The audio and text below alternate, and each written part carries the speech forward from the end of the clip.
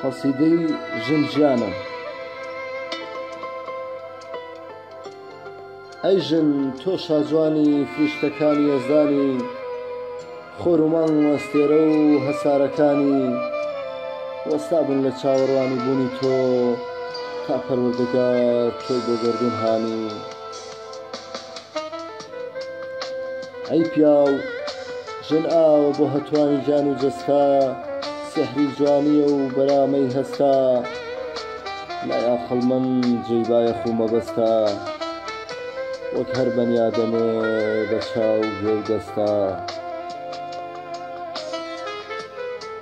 ئەی پیاو ژن ئاوە بۆ هەتوانی جان و جەستا، نەگەواوەی دەستێ و مەیخۆرەی ئاوێزانی عەرەقە و ساتێکی کەم پێی مەستە. جوانی گەردون بێژن بەتاڵە، نیشتیمانی بێژن مەحاڵە، سەراسیمای گوڵی باخان نابن، دوای چەند ڕۆژێ سیسە و هەڵدەوەرێ. شەیدای ژنم ڕۆژ لە ڕۆژ زیاتر، میهرەبانی و هەناسەی گەرمی عەتر، نەما دەکا و بە باڵاندا هەڵدەگەڕێ. وەک چۆن ژیان بێنان و ژان نابێ، وەک چۆن نیشتیمان بێ خاک نابێ، وەک چۆن شاعیر بێخەم نابێ، خۆشەویستیش پێشەنگ نابێ. ئەی پەیڕەوانی نەریت و دابی چەوت، بەهۆی ئێوە مرۆڤایەتی لە کار کەوت. جا چارەی دەردی دەروونتان کەون، چی دیمەژاکێنن جوانی کەون. سبینابنەوە دەستە ڕەشانەی، سوورکراون بۆ ڕۆحەسپیانەی، لە جەستەی ژندا شەقار کراون.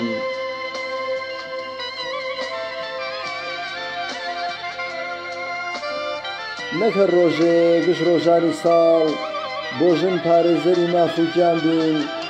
لە جیهاندا و لە هەڵمەتی ماڵ بە ماڵ، سازش نەکەین بۆستەم پاڵەوان بین. گەر بڵێن شێعرەکەت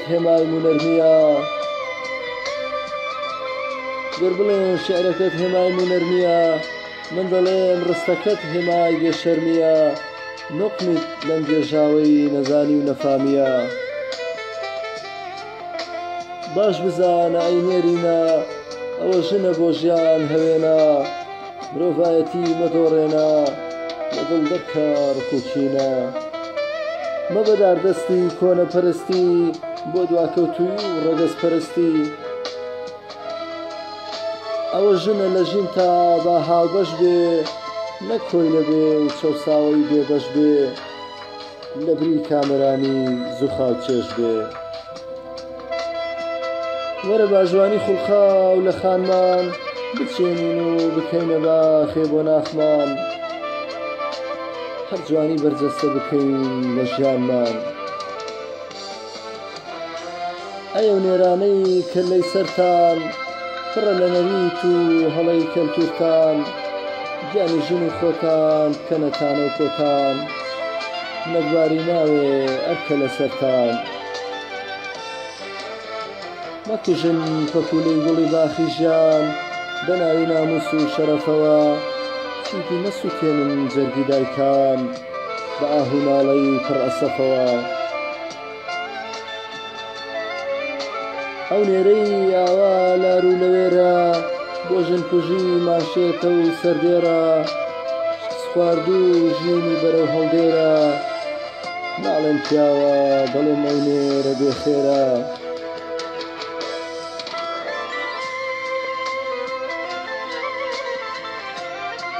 ئەو نێرانەی ئاوا لار و لەوێرن، بەسە چیدی ژیانی خۆتان و گیانی ژن و دڵی منیش. بە کوشتن و بە سووتانی، بەرەوگرتن و لێدانی، بە جەور و چەوتی بێویژدانی. چرای ڕۆشنایی ژیان ڕەش مەکەن و مەدەن بەزایە. جگە لە ژن کەسێ نییە پەری خۆری ئەم دنیایە.